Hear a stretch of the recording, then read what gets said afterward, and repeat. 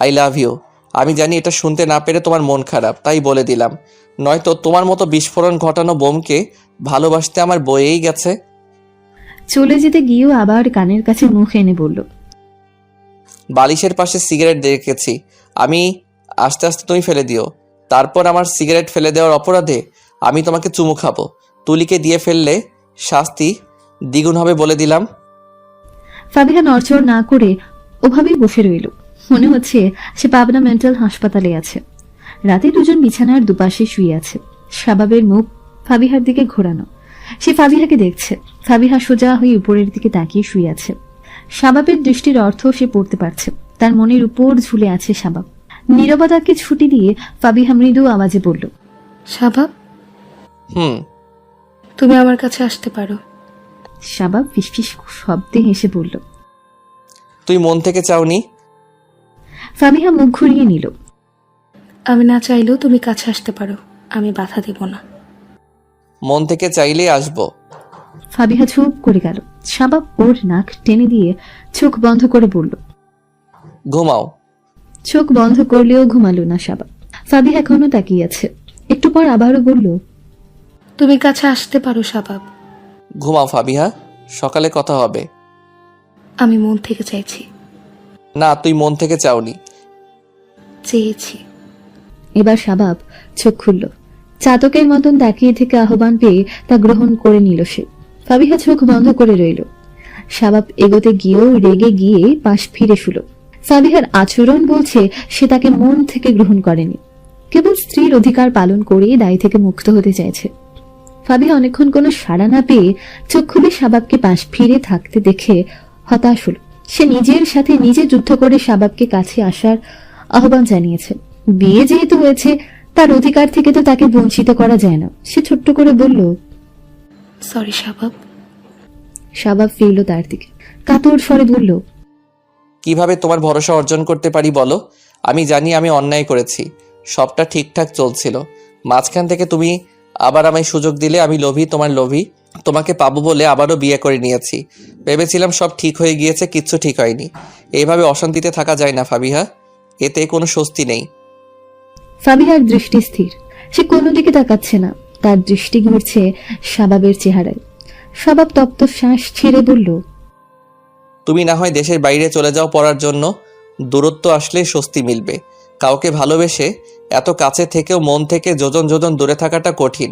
যে কোনো একটা করো, হয় আমাকে ভালোবাসো অথবা দূরে চলে যাও। আমি না হয় চলে গেলাম, তখন তুমি এই দিকটা কিভাবে সামলাবে? কয়েক বছর গেলে সবাই এমনিতেই বুঝে যাবে, আমাকে কিছু বোঝাতে হবে না। নিজেকে কি বোঝাবে? ভালোবাসলেই পেতে হবে এমন কোনো কথা নেই, নিজেকে বোঝাবো, এটা আমার কর্মের শাস্তি। ফাবিহা ঘন সময় পর নিজে থেকে শাবাবের অধর স্পর্শ করল। শাবাব কিছুক্ষণের জন্য চমকালেও আঁকড়ে ধরল ফাবিহাকে। ফাবিহা সরতে চাইলেও ছাড় পেল না। শাবাব ফিসফিস করে বলল, নিচ থেকে এসেছো? পরপর ফাবিহার চোখের পাতায় চুমু খেল। চেয়ারের সাথে বেঁধে রাখা হয়েছে সুমনকে। চোখে কালো কাপড় বাঁধা, বুক বরাবর লাথি পড়তে চেয়ার সহ উল্টে পড়ল সে। ব্যথায় কুকড়ে উঠে চোখের কালো কাপড় সরিয়ে দিতে মাথায় রক্ত উঠে গেল সুমনের। রাগে হুঙ্কার ছাড়ল। শাবাব, শাবাব দাঁতে দাঁত চেপে উপর থেকে নিচে একবার মাথা দুলিয়ে দ্বিগুণ রেগে হুঙ্কার ছাড়ল। শাবাব, কুত্তার, তোর হাত ভেঙেও শিক্ষা হয়নি? আমার হাতের বাঁধন খুলেছে। ফরহাদ, তোর ভাবি আর আমার বিয়ে উপলক্ষে এই যা মিষ্টি দিয়ে দে। জি ভাই। বলে ফরহাদ রড হাতে তুলে নিল। সুমন সব রকম গালি দিয়ে যাচ্ছে। ফরহাদ আর সাথে দুটো ছেলে সুমনকে পিটিয়ে যাচ্ছে। ওর আর্তনাদে কেঁপে উঠছে কক্ষটি। শাবাব ফরহাদের হাত থেকে রড নিয়ে বলল, এদিকে দে, কি মারছিস? তাকিয়ে থাক। রড তুলে সুমনকে এক বাড়ি দিতেই ফরহাদ পড়ল। ভাই আপনি হাতে ব্যথা পাবেন। শাবাব দাঁত কিরমির করে বলল। এর চামড়া ছিঁড়ে জায়গা মতো লবণ মরিচ দিতে পারলে ভালো লাগতো। সুমনের দুপায়ের ফাঁকে দুটো লাথি বসিয়ে দিল। অবস্থা খুবই শোচনীয়। ফরহাদ বলল, ভাই এবার মনে হয় ছেড়ে দেওয়া উচিত। আরও কয়েকটা পড়লে মরে যাবে। যা লাথি মেরেছেন মনে হয় না আর ওর বংশধর আসবে। যাক, ওরে গুম করে দিবি। ও ওর ফ্যামিলিকে সুন্দরভাবে বুঝিয়েছি। কোনো স্টেপ না নিয়ে ছেলেকে আরও প্রশ্রয় দিয়েছে। ফরহাদ আশঙ্কায় শাবাবকে বুঝিয়ে সুমনের নিধি পড়া শরীর দড়ি থেকে খুলে ফেলল। শাবাব এখন রাগে জ্ঞান শূন্য হয়ে আছে। তাকে বাড়ি পাঠিয়ে দিল। ঘরে ঢুকে ছুপিয়ে ছুপি কম্বলের নিচে ঢুকতে নিতে তেজে স্বরে প্রশ্ন ভেসে এলো। কোথা থেকে এসেছো? কাজ করে এসেছি। বলে কম্বলের নিচে ঢুকে পড়ল শাবাব। ফাবিহা শক্ত মুখে বলল, রাত 1:30 বাজে, কাজটা কি নতুন প্রেম? তাই এসেছো কেন? ভোরের পর আসতে। ফাবিহা রাগী মুখের দিকে তাকিয়ে শাবাব মনে মনে হাসছে। গলা খাঁকারি দিয়ে বলল, প্রেমিকার বাবা দেখে ফেলেছে, তাই চলে এসেছি। ফাবিহার চোখ লাল হয়ে গিয়েছে। সে বলল, শাবাব, তুমি সীমা ছাড়াচ্ছ। তোমাকে বিশ্বাস করাই আমার ভুল ছিল। ফাবিহা সবটা সত্য ভেবে ক্রমশ উত্তেজিত হয়ে যাচ্ছে দেখে শাবাব সত্যটা বলল। আরে শান্ত হও। ফাবিহাকে সবটা বলতে তার চোখ ছড়ক গাছ। বিস্ময় বলল, তুমি এই হাত নিয়ে কিভাবে এত বড় সাহস করেছো? শাবাব হাসল। ফাবিহাকে জড়িয়ে ধরে বলল, মাথায় চাপ না দিয়ে ঘুমাও। ফাবিহা ওর হাত সরিয়ে দিয়ে শুলো। শাবাব বিরক্ত হয়ে বলল, কালই তো সব ঠিকঠাক ছিল, আবার হাত সরাচ্ছ কেন? চুপচাপ ঘুমাও শাবাব। তুমি কোনো রাজকার্য সামলে আসোনি, মারধর করে এসেছো। আশ্চর্য, আমি কি করলাম? ফাবিহা সাড়া দিল না। শাবাব মৃদু আর্তনাদ করে বলল, আমার হাত ভেঙে দিয়েছ। ফাবিহা শাবাবের দিকে ফিরে বলল, অভিনয় না করে ঘুমাও। তোমার জন্য আমি এখনো ঘুমাতে পারিনি। ঘুমাতে না চাইলে ঘর থেকে বের হও। শাবাব দীর্ঘশ্বাস ছেড়ে বিড়বিড় করে বলল, জীবনে আর শান্তি পাবো না। জেনে শুনে আগুনে ঝাঁপ দিয়েছি, কখন কোন মোড নিয়ে থাকে বলা যায় না। হুরানের শরীর খারাপ যাচ্ছে। সাজেদা একটু পরপর কাজের ফাঁকে গিয়ে দেখে আসছেন তাকে। প্রেগনেন্সির প্রথম দিকে শরীর ভালো ছিল, যতদিন যাচ্ছে ততই অসুস্থ হয়ে পড়ছে। ঠিকমতো ইবাদত করতে পারছে না। যতটুকু শক্তি থাকে সে চেষ্টা করে সময়টা আল্লাহর কাজে ব্যয় করতে। এটা হয়তো তার পরীক্ষা। এই সময় আল্লাহকে বেশি বেশি না ডেকে অসুস্থতার দোহাই দিয়ে শুয়ে থাকে মানুষ। হুরাইন প্রতিনিয়ত মোনাজাতে আল্লাহর কাছে যায়। সে যেন আল্লাহর ইবাদত করার মতন শক্তি পায়। সারাক্ষণ শুয়ে বসে থাকতেও ভালো লাগছে না। সে উঠে এলো শাশুড়ির কাছে। চোখ মুখ ভাসা ভাসা, চুলের অবস্থা খারাপ। সাজেদা বললেন, চুলের এই অবস্থা কেন? আসো আমার সামনে। তেলের বোতল নিয়ে বসলেন তিনি। হুরাইন বলল, আমি আপনাকে কষ্ট দিচ্ছি তাই না আম্মা? আমার কাজ করে আপনাকে খাওয়ানোর কথা, আর সেখানে আপনি কাজ করছেন। সাজেদা তেল দিয়ে দিতে দিতে বললেন, যখন তাসিন পেটে ছিল তখন দুনিয়ার সব কাজ করতে হয়েছে আমাকে। এমন না যে একা সংসার ছিল, যৌথ পরিবার ছিল, তবুও জায়েরা ভাগের কাজ রেখে দিত। কাজ নিয়ে ঠেলাঠেলি হতো। যৌথ পরিবারে মানুষ বেশি, কাজও বেশি। খাবার তৈরি করতে হতো বেশি, ধোয়া মোছার কাজ বেশি। সকালে সবাই একা নাস্তা খেত না। যার যে নাস্তা খেতে মন চাইতো সে বলে দিত। সবার জন্য আলাদা আলাদা নাস্তা বানাতে হতো। মাথা ঘোরানোর জন্য উঠতে পারতাম না। কেউ কারো দুঃখ বুঝতো না। আমি অসুস্থ হলে যে তারা একটু সাহায্য করবে সেটা করতো না। তাই তাদের দেখা দেখি আমিও এমন করতাম। তারা অসুস্থ হলেও তাদের কাছে ফেলে রাখতাম। এ নিয়ে সংসারে মন কষাকষি শুরু হলো। আমি তখন শক্ত হয়ে গেলাম। তোমার শ্বশুরকে বললাম আমি আলাদা খেতে চাই। তারপর সংসার ভাগ হয়ে গেল। তোমার দাদা দাদি সব ছেলেদের ঘরে কিছুদিন ভাগ করে করে খেতেন। পরে যখন তোমার দেবর পেটে এলো তখন আমার তাসিনও একটু একটু মাকে সাহায্য করত। কাউকে দেখলেই সে লজ্জা পেয়ে যেত। আমার বোন এসে অসুস্থতার সময়টা আমার কাছে ছিল। এই সময়ের কষ্ট আমি বুঝি। তাই আমি চাই না আমার শক্তি থাকার পরও আমার মতো কষ্ট আমার মেয়ে বা আমার ছেলের বউ করুক। হুরাইন মুচকি হেসে বলল, শক্তি থাকতে নাতি নাতনি বড় করে দিয়ে যান। হুরাইন চাপা হেসে বলল, তাহলে তো আমি বড় বাচ্চা বেঁচে যাব। সাজেদা সুন্দর করে তেল দিয়ে চুলে বেনি করে দিলেন। ঘুমানোর আগে তাসিন বিছানা ঠিক করে নেয়। সকালে ঘুম থেকে উঠে আবার বিছানা গুছিয়ে ফেলে। এখন নিজের কাজ নিজেই করে। আগে তার সব কিছু হুরাইন গুছিয়ে রাখতো। জামা কাপড় আয়রন করে রাখতো। এখন হুরাইনকে করতে দেয় না, বরং নিজে হুরাইনের কাজ করার চেষ্টা করে। অফিস থেকে এসে ক্লান্ত শরীর নিয়ে বিছানায় গা এড়িয়ে দিয়েছিল সে। চোখটাও লেগে এসেছে। হুরাইন অনেকক্ষণ তাকিয়ে রইল তার মুখের দিকে। ধীরে ধীরে তার দিকে এগিয়ে গিয়ে কপালে ঠোঁট স্পর্শ করলো। চোখ খুলে ফেলল তাসিন। হুরাইনের ভ্রু কুঁচকে গেল। ভেবেছিল তাসিনের ঘুম এসে পড়েছে। তাসিন চমৎকার করে হাসল। শোয়া অবস্থাতেই হুরাইনের এক হাত টেনে নিয়ে হাতের উল্টো পিঠে ছোট ছোঁয়ালো। হুরাইন বলল, আপনি ঘুমাননি? ঘুমালে তো বউয়ের চুমু মিস করে যেতাম। হুরাইন হাসল। তাসিন বলল, আমাকে নিয়ে এখন আর অভিযোগ করো না কেন? করি তো, মনে মনে অভিযোগ করি। তাসিন নাতকে উঠে বলল, কোনো অভিযোগ থাকলে চট করে বলে ফেলবে, মনে পুষে রাখলে ধীরে ধীরে দূরত্ব বাড়ে। কি অভিযোগ বলো? আপাতত অভিযোগ নেই, তবে মাঝে মাঝে খুব রাগ হয় আমার। কখন রাগ হয়? যখন আমাকে বাবার বাড়ি যেতে দেন না তখন। হুরাইন গাল ফুলালো। তাসিন হেসে ওর গাল টেনে দিয়ে বলল, তোমার গাল দুটো নাদুস নুদুস হয়ে গিয়েছে। হুরাইন আগ্রহ নিয়ে জানতে চাইল, দেখতে কি খারাপ লাগে? আমার বউকে সব রকমেই দেখতে ভালো লাগে। হুরাইন মনে মনে খুশি হয়ে কানের পিঠে চুল গুজে বলল, দেখতে খারাপ লাগলেও আমাকেই দেখতে হবে। আমি কি একবারও অন্য দিকে চোখ দেওয়ার কথা বলেছি? তুমি ইদানিং বাচ্চাদের মতো আচরণ করছো। সমস্যা নেই, মা বলেছে এই সময় মেয়েদের মন কত রকম হয়ে থাকে। তুলি, তোর ভাবি কোথায়? ভাবি তো রান্নাঘরে আছে ভাইজান। শাবাব ফিসফিস করে আবার জিজ্ঞেস করলো, তোর খালাম্মা আছে ওখানে? না, আচ্ছা। শাবাব রান্নাঘরের দরজায় হেলান দিয়ে দাঁড়িয়ে রইল। ফাবিহা কোমরে ওড়না বেঁধে কাজ করছে। শাবাব গলা খাকারি দিয়ে বলল, শাড়ি পরতে পারো না? জামা পরলে কি সমস্যা? সমস্যা তো আছেই, আমি ঠিক মতো কিছু দেখতে পারি না। ফাবিহার কান গরম হয়ে এলো। সে পাতিল তাক করে বলল, আর বেশি কথা বললে পাতিল মেরে কপাল আলু করে ফেলবো। কি বাপ করেছিলাম আমি, যার জন্য আমার কপালে জন্মের অসভ্য এসব জুটেছে? শাবাব এবার রান্নাঘরে ঢুকে গিয়ে ফাবিহাকে ঝাঁপটে ধরে 2-3টা চুমু খেয়ে নিল। ফাবিহা তুলিকে দাঁড়িয়ে থাকতে দেখে দাঁতে দাঁত চেপে নিচু স্বরে বলল, তোমার কি লজ্জা শরম কোনোদিনই হবে না?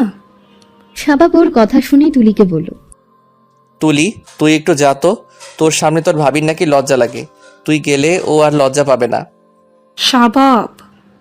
ফাবিহা চোখ খিচিয়ে বন্ধ করে হুঙ্কার ছাড়ো। শাবাব তুলিকে বলল, ও আমি ভুলছিলাম, তোর ভাবি লজ্জা পাবে না, তুই দাঁড়িয়ে থাক, আমি তোর ভাবিকে চুমু দিচ্ছি। কথা শেষ করেই ফাবিহার দিকে তাকালো। হাতে খুন্তি দেখে মেকি হেসে বলল।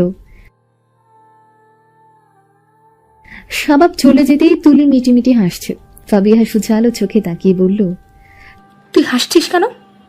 তুলি লজ্জায় মুখ ঢেকে বলল, আমার ও আপনার মতো বিয়ে করবার মন চাই ভাবি। ফাবিহার চোখ জড়ক গাছ। বিস্মিত গলায় বলল, এই, তোর বয়স কত যে বিয়ের কথা বলিস? আমি কি ছোট আছি? ফাবিহা বলল, আমাদের বাড়ির পাশে এক লোক আছে, যার তোর চেয়ে বড় 4-5টা ছেলে মেয়ে আছে। বউ মারা গিয়েছে, তাই বেচারা বিয়ের জন্য তোর মতে পাত্রী খুঁজছে। তুই রাজি থাকলে কথা বলতে পারি, তবে ওই লোকের মাথায় চুল নেই, বড় ভুঁড়ি আছে। তুলি আতঙ্কিত গলায় বলল, না, আমি ওই লোকের বিয়া করুম না। ফাবিহা বলল, দ্বিতীয়বার বিয়ের কথা বললে তুই চাস আর না চাস, ওই লোকের সাথে তোকে বিয়ে দিয়ে দেব। শাবাবের হাত এখন ঠিক আছে। সুমনের ব্যাপারে তাকে বের হতে হয়েছে। ওর পরিবার বৈঠক ডেকেছে। শাবাব নিজের দিক ক্লিয়ার করেছে। দ্বিতীয়বার তার বউকে যদি হয়রানি হতে হয় তবে পরের বার আর জীবিত ছেড়ে দেবে না সুমনকে। ওখানে কিছু ক্ষতি পূরণ দিয়ে তারপর ঝামেলা মিটমাট করে বাড়ি ফিরেছে। ফাবিহা বই পড়ছে বসে বসে। শাবাব বলল, কি এত সারাদিন বই পড়ো? চোখের সামনে আমাকে দেখেও কি তোমার পড়তে ইচ্ছে করে না? আগে আমাকে পড়ে দেখো। ডিস্টার্ব করো না শাবাব, তোমাকে আমার পড়ার আছে। শাবাব বই টেনে সরিয়ে দিল। ওর হাঁটুর নিচে হাত দিয়ে পাঁজা কোল করে বলল, আমাকে না পড়লে বেশি বেশি ডিস্টার্ব করব। তুমি খুব অসভ্য, জানি আমি এটাই বলবে। ফাবিহাকে থামিয়ে বলল শাবাব। ফাবিহা চুপ করে মুখ ঘুরিয়ে নিল। শাবাব বলল, আমাকে ভালোবাসলে তোমার ক্ষতি কি? তোমার বাপের সম্পত্তি ধরে টানাটানি করব? তুমি বলেছিলে না আমাকে বিদেশ চলে যেতে, আমি বিদেশ চলে যাব, ব্যবস্থা করো। যাবে তো? আমি নিয়ে যাব তোমায়। আমি একা যাব, আর আসবো না। ভাবি কি খাইবেন? সেটা ভাবি, চাইলেও বাবু তুমি কি যেতে লাথি পারবে না। দেয়? এই অফার আমি তোমাকে আগে দিয়েছি, তুমি তখন গ্রহণ না করে ভুল করেছো। এখন তুমি না চাইলে ও আমার কাছে তোমাকে থাকতে হবে। আমি খুব খারাপ লোক।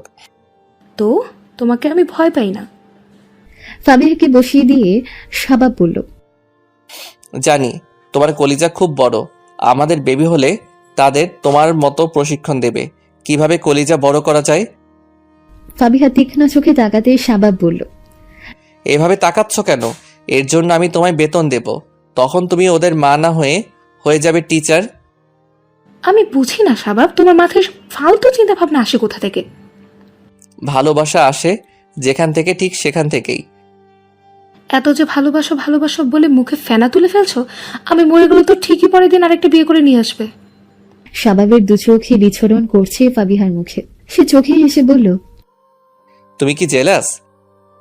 আমি জেলাস না, তুমি যা ইচ্ছে করো, তাতে আমার কি? তাহলে আমাকে অনুমতি দাও আর একটা বিয়ে করার, পরে কেন এখনই করে ফেলি। তখন তুই মরে গেলেও শোক পালন করতে হবে না, অন্য বউ তো থাকবেই। ফাবিহা বালিশ দিয়ে এলোক পাথারি মারতে লাগলো শাবাবকে। রাগে কাঁপতে কাঁপতে বলল, একটা নয় 100টা বিয়ে করো। সর্বনাশ, এতগুলো বিয়ের অনুমতি দিও না। এতজনের খরচ ওঠাবো কি করে? তাছাড়া কোনোদিন কোন বোর ঘরে থাকবো সেটা নিয়ে তো আমাকে টুকরো টুকরো হতে হবে। ফাবিহা একদম কথা বলল না, কেবল ফোঁস করছে। শাবাব ঠোঁট টিপে হাসতে পারল না। সে উচ্চস্বরে হাসছে। তা দেখে ফাবিহার আরো রাগ বেড়ে গেল। কপালের উপর হাত রেখে শুয়ে আছে শাবাব, চোখ বন্ধ। ভারী নিঃশ্বাসের শব্দ শোনা যাচ্ছে।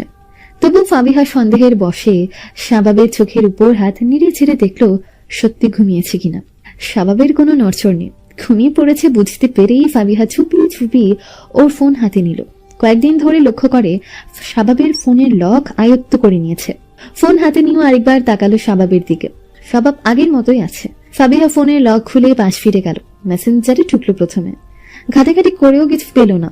নতুন কোনো মেয়ের সাথে কথা বলে কিনা, কিছু না পেয়ে হোয়াটসঅ্যাপে ঢুকলো। এক এক করে সব চেক দিয়েও কোনো অপরিচিত মেয়ের সাথে আলাপ দেখল না। স্বস্তির শ্বাস ছাড়ল ফাবিহা। প্রশান্তি আর ঠোঁটে হাসি নিয়ে ফোন রাখতে পাশ ফিরে জোরে সুরে এক চিৎকার দিল। শাবাব কনুইয়ে ভর দিয়ে তার দিকে তাকিয়ে আছে। সে বুকের থুতো দিয়ে ঝাড়ি দিয়ে বলল, না ঘুমিয়ে কুমিরের মতো তাকিয়ে আছো কেন? চোর ধরার জন্য। শাবাব শান্ত চোখে তাকিয়ে রইল। ফাবিহা বড় গলা করে বলল, কিসের চোর? নিজের সেফটির জন্য আমি তোমার ফোন চেক দিতেই পারি। কিছু পেয়েছো?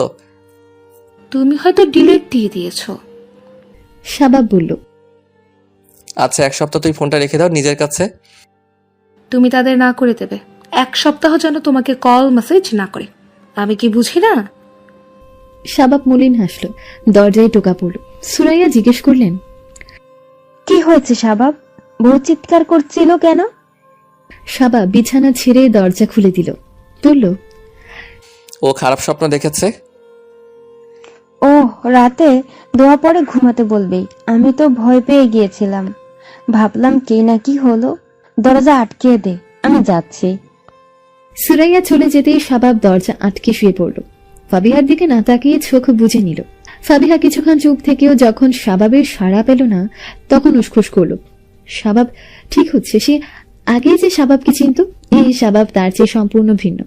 যত জানছো ততই মনে হচ্ছে সে এতদিন ভুল শাবাবকে চিনত। তার উচিত হয়নি এভাবে শাবাবকে বলা।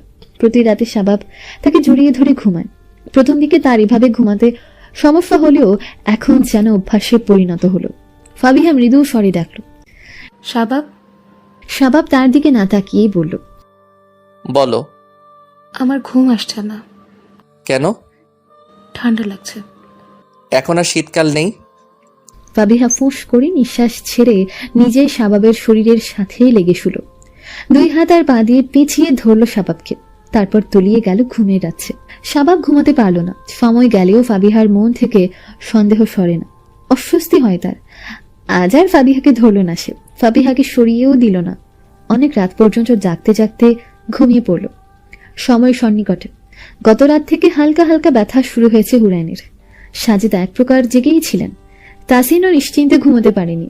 হাসপাতালে নেওয়ার কথা বললেও হুরাইন রাজি ছিল না। যদি খুব প্রয়োজন পড়ে যায় তবে সে হাসপাতালে যাবে। সকালে তাসিনকে জোর করে ঠেলে ঠুলে অফিসে পাঠালো সে। সাজিদাও বললেন, তুই যা, প্রয়োজন হলে তোকে কল দেব। তোর বাবাও বাড়ি আছেন। খবর শুনে হুরাইনের মা চলে এলেন। দুপুরের আগে এক চমৎকার খবর শুনে খুশিতে আত্মহারা হয়ে বাড়ি ছুটল তাসিন। তার ঘর আলোকিত করতে পৃথিবীতে এলো এক কন্যা সন্তান। বাবা হওয়ার পর হয়তো আনন্দে পুরুষ মানুষ আরো 100 বছর বাঁচতে চায়। এখনো মেয়ের মুখ দেখেনি তাসিন, তবুও তার বুক ভার করা অনুভূতি হচ্ছে আনন্দে। আনন্দে কার বুক ভারী হয়, কেন এমন হচ্ছে সে বুঝতে পারছে না। কোনো মতে বাড়ি এসে দেখলো তার শ্বশুর তার বাবার সাথে হাসতে হাসতে মিষ্টি নিয়ে বাড়ির ভেতর ঢুকছেন। তাসিন ছুটে শ্বশুরের আগে ঘরে ঢুকলো। তার আগে কিছুতেই শ্বশুরের কোলে তার মেয়েকে নিতে দেবে না। সাজেদা নাতনি কোলে নিয়েছিলেন। তাসিন মায়ের সামনে এসে স্থির হয়ে দাঁড়িয়ে গেল। খুঁটে খুঁটে দেখছে ছোট্ট একটা প্রাণ, ছোট ছোট হাত পা, একটু বোঁচা নাক, টকটকে ঠোঁট, পিটপিট করে তাকিয়ে হাত খাওয়ার চেষ্টা করছে। সাজেদা নাতনিকে তাসিনের কোলে দেওয়ার চেষ্টা করে বললেন, তোর মতো হয়েছে। তাসিন এই কথা শোনার পর খুশিতে আত্মহারা, কিন্তু মেয়েকে কোলে নিতে তার ভয় হচ্ছে। এত ছোট্ট বাবু, তার হাতের ফাঁক দিয়ে না পড়ে যায়। সে ভেতরে ভেতরে কেমন কাঁপছে। ঘরে শ্বশুর আর বাবার কথা শুনেই সে ঝট করে মেয়েকে কোলে তুলে নিল। মেয়ের ছোট্ট মুখে চুমু খেয়ে বলল, আয়েশা, আমার আয়েশা। তাসিনের চোখ মুখের খুশি যেন সরছেই না। তাসিনের বাবা বললেন, এদিকে দে, ওর নানা আজান দিক। তাসিন একবার শ্বশুরের দিকে তাকিয়ে ভাবলেশীন ভাবে বলল, আমি আজান দেয়া রপ্ত করেছি, তাই আমার মেয়ের কানে আমি আজান দিব। জনাব আজাদ কিছুই বললেন না। তাসিন যে কেন এসব করছে তিনি খুব ভালো করেই জানেন। তাসিন মেয়ের কানে আজান দিয়ে সাজেদার কোলে আয়েশাকে দিয়ে হুরায়নের কাছে গেল। আয়েশাকে তার দাদা নানা এক এক করে কোলে নিলেন। হুরায়ন সিলিং এর দিকে তাকিয়ে আছে। তার পাশে বসে আস্তে আস্তে হাতের উল্টো পিঠে চুমু খেল। হুরায়ন মৃদু স্বরে বলল, এখন তো আপনার মেয়েকে পেয়ে গিয়েছেন, আমিও আমার বাবার সাথে চলে যাব। তাসিন আলতো করে ওর গাল ছুঁয়ে দিয়ে বলল, মেয়ে এবং মেয়ের মা দুজনেই আমার, তাদের বাড়ি তারা থাকবে। মেয়ের নাম কি রেখেছো? আয়েশা। হুরায়ন ডাকল। আয়েশার বাবা? তাসিন প্রশান্তির হাসি হেসে জবাব দিল, বলুন আয়েশার আম্মা। রাতে হুরায়নের সাথে তার মা ঘুমালো। আয়েশা একটু পরই কান্না করে। চোখে রাজ্যের ঘুম হুরায়নের, চোখ মেলতে কষ্ট হচ্ছে। যত জ্বালা নানির। নাতনির সাথে তিনিও জেগে রইলেন। সারা রাত জেগে থেকে নানি নাতনি তিনটে ঘুমালো। নানি আবার ফজর হতেই উঠে পড়লেন। মা হলে যতটা না জাগতে হয়, নানি দাদি হলে সবচেয়ে তার চেয়ে বেশি জেগে থাকতে হয়। তাসিন ফজর পড়ে এসে একবার নিজের ঘরে উকি দিল। হুরায়নের মা এখনো জায়নামাজে বসে জিকির করছেন। আয়েশার হুরায়ন মা মেয়ে ঘুমিয়ে আছে। পৃথিবীর সবচেয়ে সুন্দর দৃশ্যের একটা বোধহয় এটি। তাসিন প্রাণ ভরে দেখল তাদের। আয়েশার আগমনের খবর শুনে নিশি ফাবিহা দুজনেই এলো। আগে পরে এলেও দেখা হয়ে গেল দুজনের। সবাই আয়েশাকে পেয়ে হুরায়নকে ভুলেই বসেছে। সে গাল ফুলিয়ে বলল, আমাকে এখন আর কারো লাগবে না।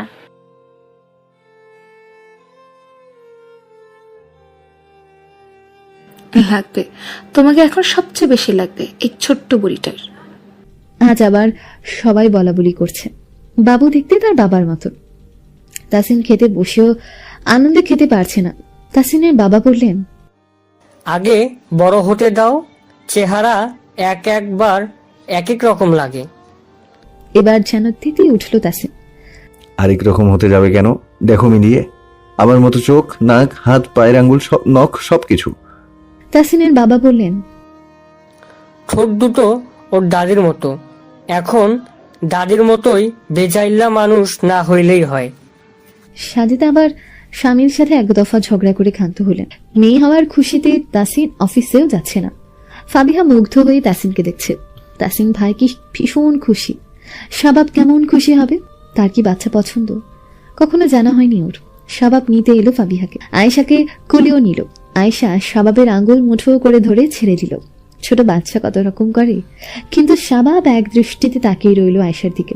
একবার হেসে হেসে বলেও ফেলল, এই পরীর বাচ্চাটা আমায় দিয়ে দিন। তাসিন সাথে সাথে নিজের মেয়েকে কোলে নিয়ে নিল। বলল, 1000টা কথা বলুন ভাই, এই কথা বলবেন না। তাসিনের কাণ্ডে সবাই হেসে ফেলল। নিশি থেকে গেল।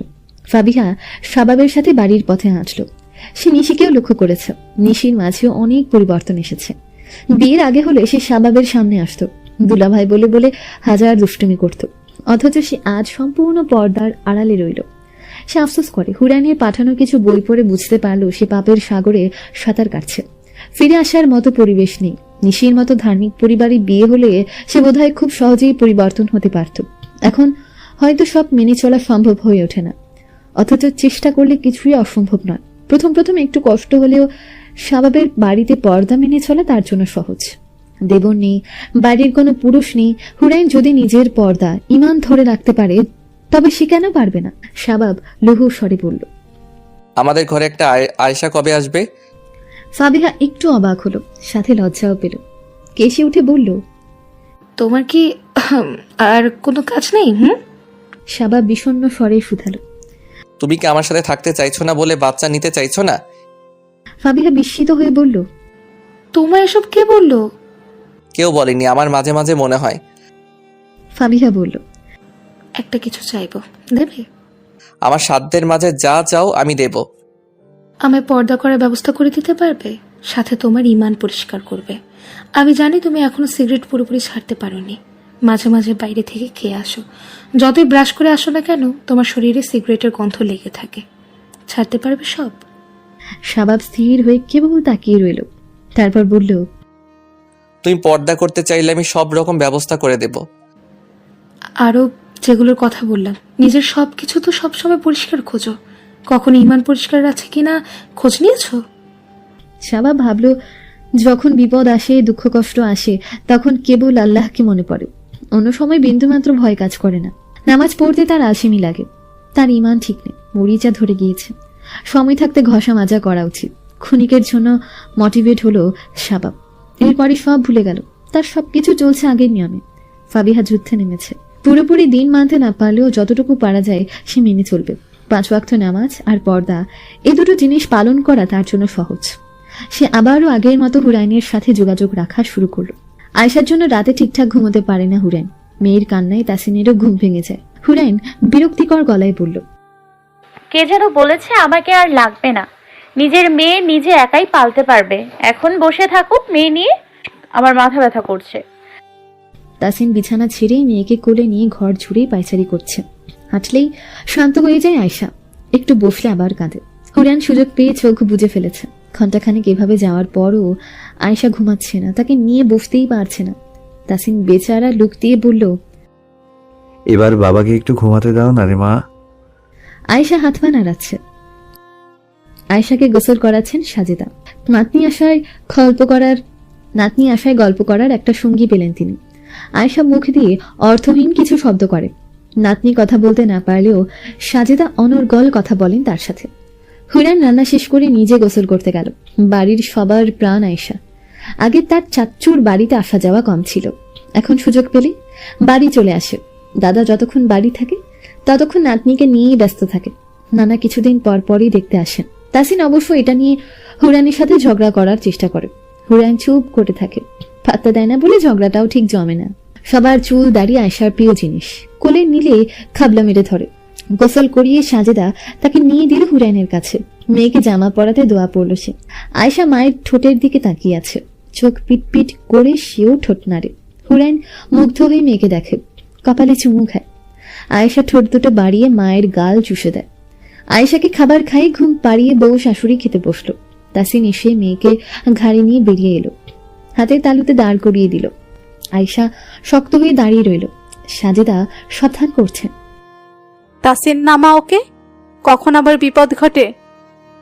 তাসিন হাসতে হাসতে বলল, মাশাআল্লাহ, আমার আয়েশা হাতের উপর দাঁড়াতে পারে, কিচ্ছু হবে না ইনশাআল্লাহ। কিছু হলে তোকে বাড়ি ছাড়া করব আমি। আয়েশাকে হাত থেকে নামিয়ে কোলে নিতে সে বাবার দাড়ি খামচে ধরল। তাসিন হাত চেপে ধরে আদৌড়ে স্বরে বলল, দাড়ি ধরে না মা। আয়েশা বাবার ঠোঁটের দিকে তাকিয়ে রইল। কিছু বুঝলো কিনা বুঝে গেল না, কিন্তু দাড়ি ছেড়ে দিল। ফাবিহা বাথরুমে বিছানায় বসে পা দোলাচ্ছে শাবাব, তাকে চিন্তিত দেখাচ্ছে।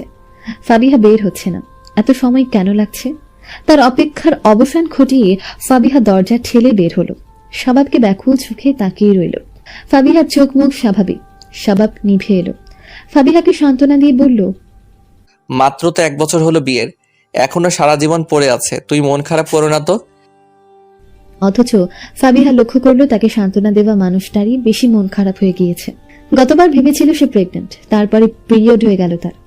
এবার আবারও সবাই ধারণা করছে ফাবিহা প্রেগন্যান্ট। সে এসে শাবাবের পাশে বসলো। শাবাবের মুখ নিজের দিকে ঘুরিয়ে 2 হাতে ওর গাল চেপে স্থির চোখে চেয়ে বলল, সন্তান না হলে কি তোমার ভালোবাসা ফুরিয়ে যাবে শাবাব? যেমন তেল শেষ হয়ে গেলে কুপি নিভে যায়। শাবাব মন খারাপের মাঝেও কেমন করে হেসে দিল, বলল, আমি তোমাকে তোমার জন্য ভালোবাসি, বাচ্চার জন্য নয়।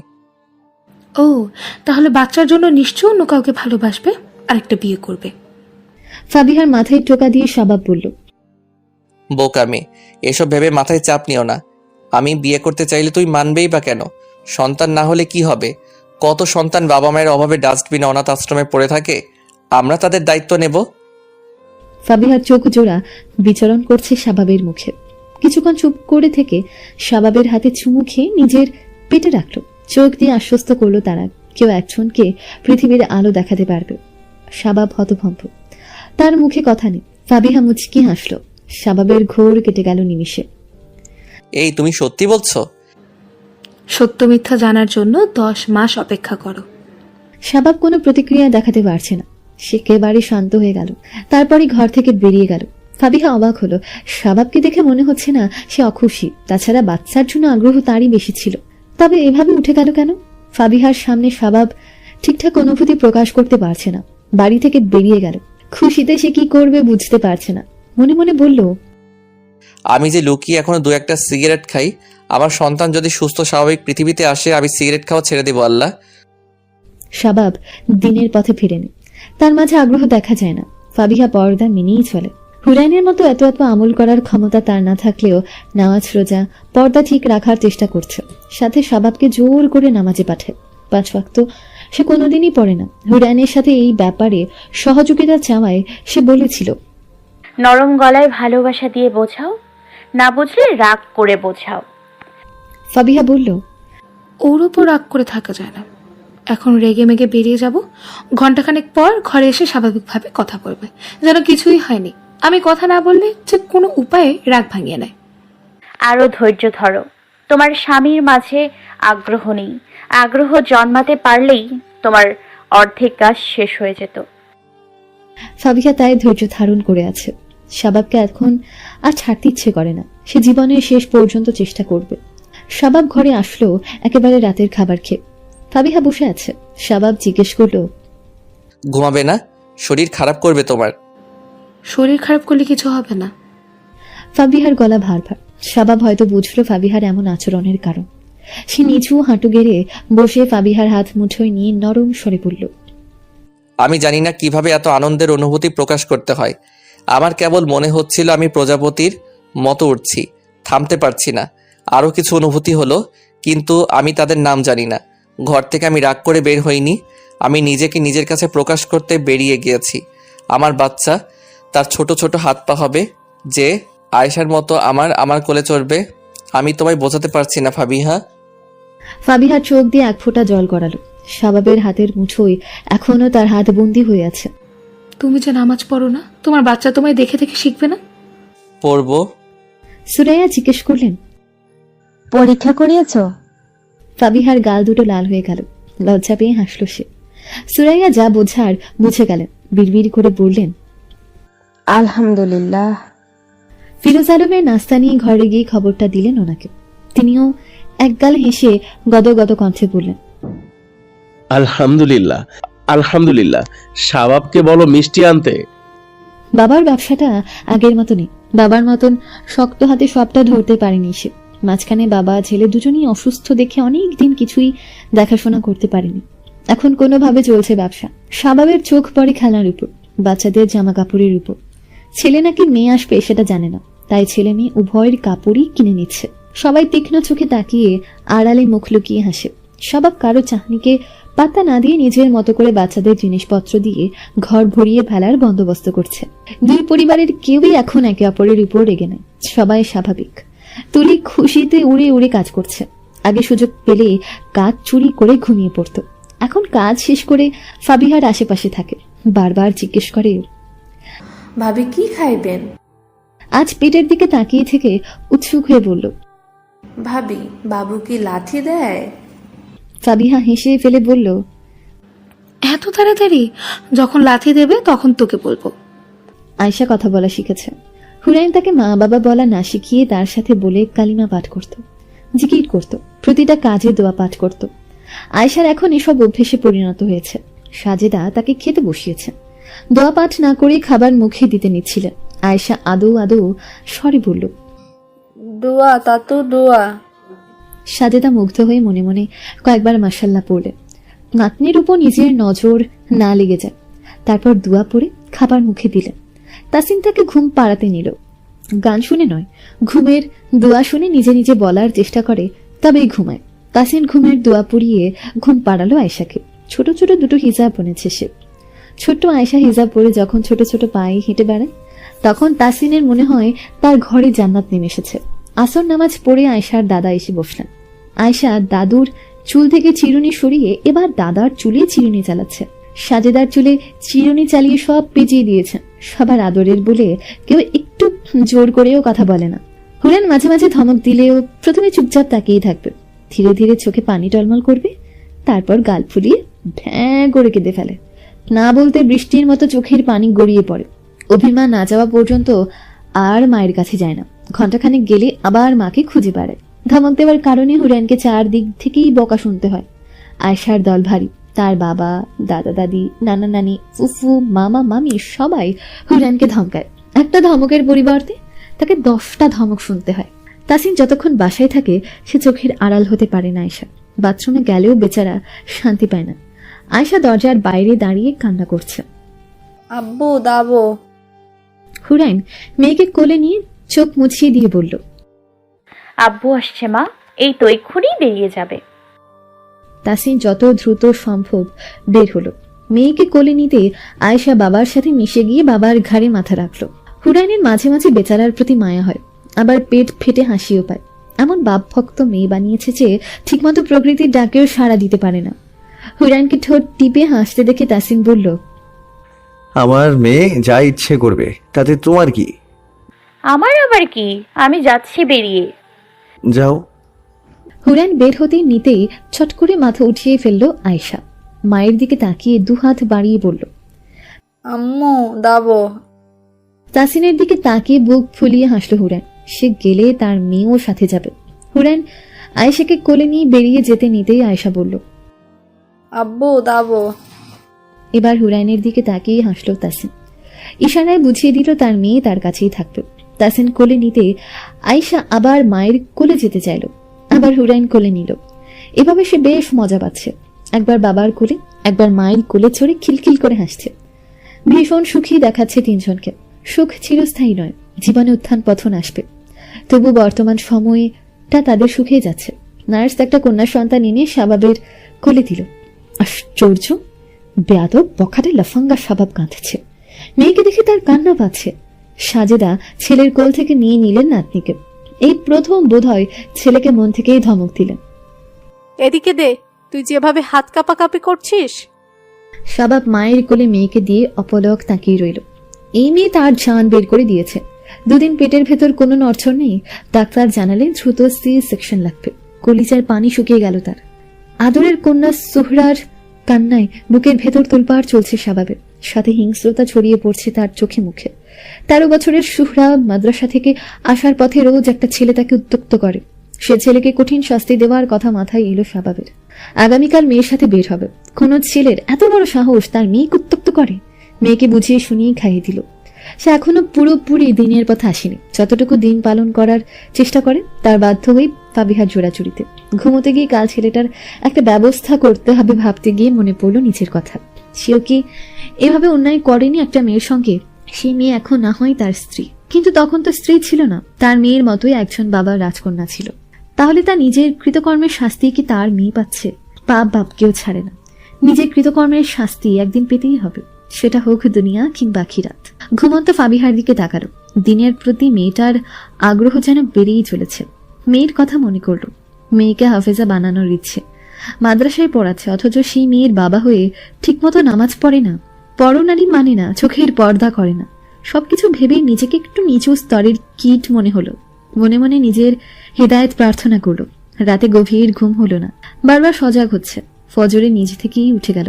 ফাবিহাকে ডেকে দিয়ে মেয়েকে ডাকতে গিয়ে দেখলো মেয়ে জায়নামাজে বসে আছে। আফসোস হলো, তার মেয়ে হয়ে তার আগে নামাজের জন্য প্রস্তুত, অথচ সে জীবন তো পেরিয়ে যাচ্ছে, কবে হবে হেদায়েত? এই যে সে হেদায়েত প্রাপ্ত হচ্ছে না, এটা কি তার জন্য শাস্তি নয়? আল্লাহ তাকে নিয়ামত থেকে বঞ্চিত করে কি নিজের কৃতকর্মের শাস্তি দিচ্ছেন না? বান্দা তো লাঠির আঘাত বা পুলিশের হাতে তুলে দিতে পারলেই ভাবে এটাই তার সবচেয়ে বড় শাস্তি, অথচ মানুষ বুঝতেও পারেন আল্লাহ কিভাবে বান্দাকে শাস্তি দেন। বান্দার উপর থেকে রহমত বরকত উঠিয়ে ফেলেন। আল্লাহর এই নীরব শাস্তি কতটা ভয়ঙ্কর। আজ থেকে এই মুহূর্ত থেকে দিনের পথে চলার প্রতিজ্ঞা করল। আজ মোনাজাতে যে জিনিসটা চাইলো তা হচ্ছে নিজের হেদায়েত। দুটো বাড়িতেই আলো জ্বলছে, খুশির আমেজ দু বাড়িতে। মিষ্টি বিতরণ নিয়ে উঠে পড়ে লেগেছে সবাই। দুজন হাফিজার বাড়ির দৃশ্য, দুটো দিনেই পরিবার। শাবাবের গর্ব হচ্ছে সে একজন হাফিজার বাবা।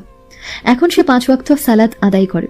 যেখানে দিনী আলোচনা হয় সেখানে চলে যায়। তার সুপথে ফিরে আসার পেছনে তার স্ত্রী এবং মেয়ের অবদান বেশ। ফাবিহা আজ এই খুশির দিনে কল দিল একটা নম্বরে।